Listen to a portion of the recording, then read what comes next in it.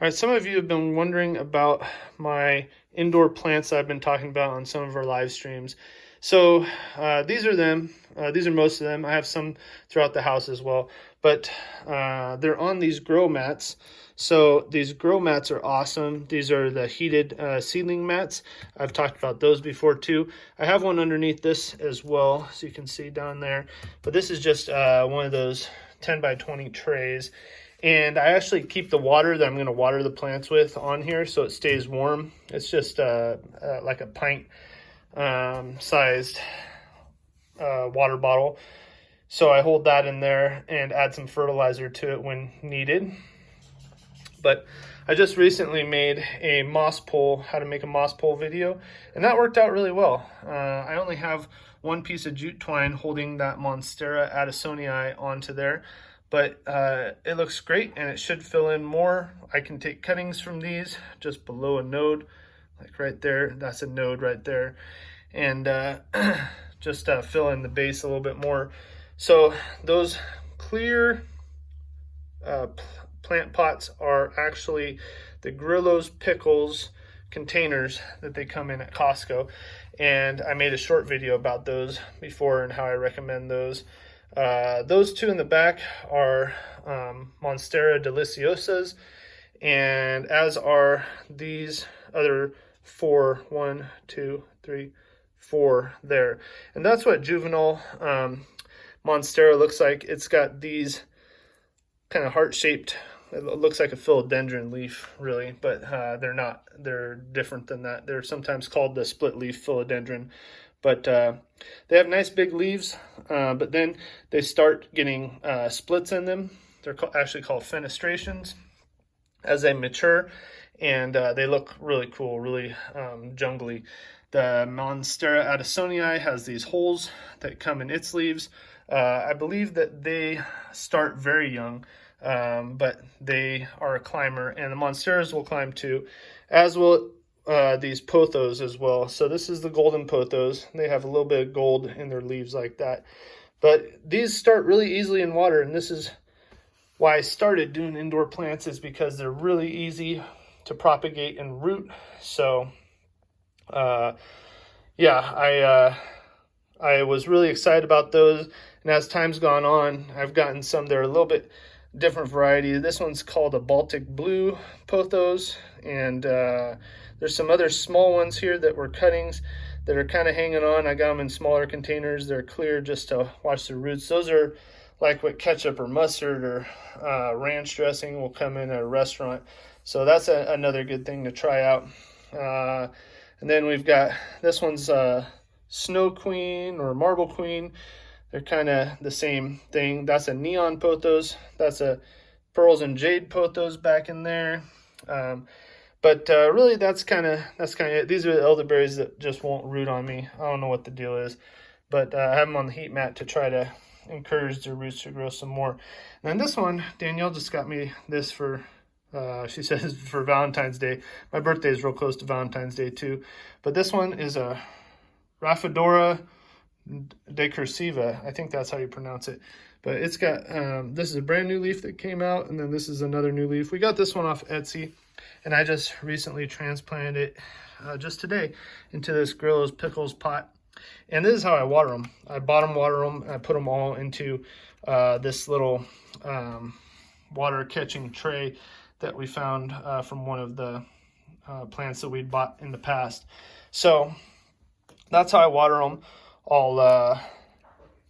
I'll put a timer on for half an hour, and then I'll set them in there, or I'll do 10 minutes at a time depending on what they are.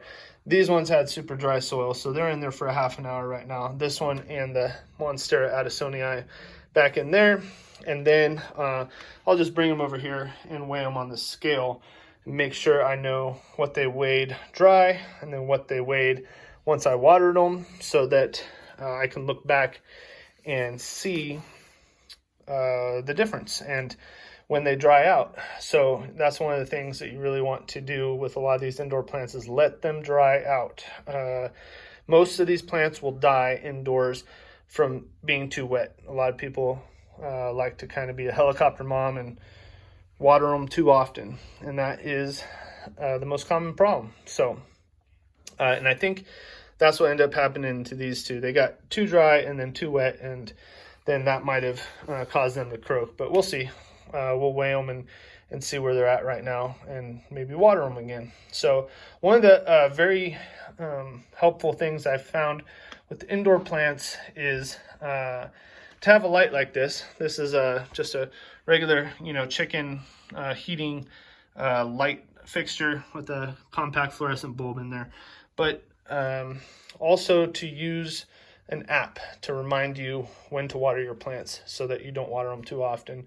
The one I'm using right now is called Planta, Planta, and it's been great. It's got all these different species in their database, and you can enter them in there. You can say how far away from a window they are, and if they're near a heater or air conditioner, and then you can make different rooms for where all your plants are located. So I've got some that have graduated out of the office here, are no longer on heat mats, and they're out in the living room.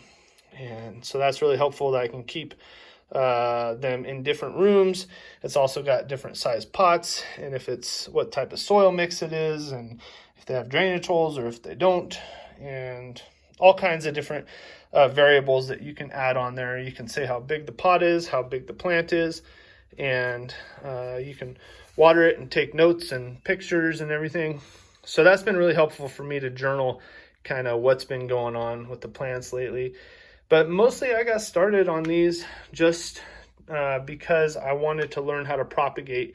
And I knew about propagating them in water, and I wanted to try that because I'd been trying mint and basil and oregano and thyme and blackberries and raspberries and all kinds of different things, and wasn't successful. And that's a huge bummer. You take a trimming off of a plant and you hope they'll grow, and it's like these elderberries. I don't know what's going on. They're still alive, obviously, but no roots. And it's been 2 months. So I don't know what's up with that. But I figure, if I can start with the ones that are the easiest, that I know about, maybe I'll learn something and I'll be able to share it with you guys. So don't feel bad if you have struggled with plants. If you say, I have a brown thumb, you know what? It can turn green. You can get your feet wet and learn. Yeah, these plants are almost guaranteed to root in water. So try that out. See what you think.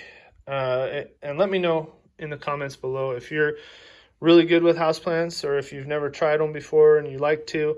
The other thing is that I should be able to start shipping some of these cuttings that get rooted. And I got most of these shipped to me, and a lot of them were bare root. Some of them were in pots, but a lot of them were just bare root, and then I just put them in the dirt and they started growing. A lot of them just had one leaf, and they're just that one node like that there with one leaf sticking off of it. Somebody cuts it there and they cut it there, and then they root it like this even before it had the second leaf, and boom, you get something that has roots, and you can put it in the ground, or you can take more cuttings of it later. But anyway, I'm Nick from AZ Highland Homestead. Thank you guys so much for watching.